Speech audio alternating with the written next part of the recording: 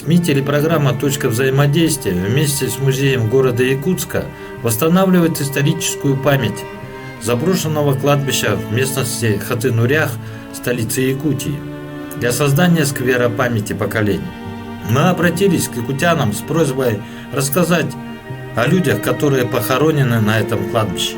И люди откликнулись и подтверждают, что на кладбище похоронены люди, герои нашего Отечества. Мы еще раз публикуем фамилии сохранившихся имен на заброшенном кладбище.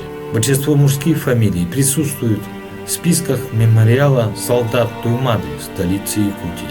Если вы кого-либо узнали или думаете, что это ваши родственники, обращайтесь на электронную почту okruг_tv@mail.ru с пометкой «Сквер памяти поколений» или по телефону 7914 2 753 111, желательно в приложении WhatsApp.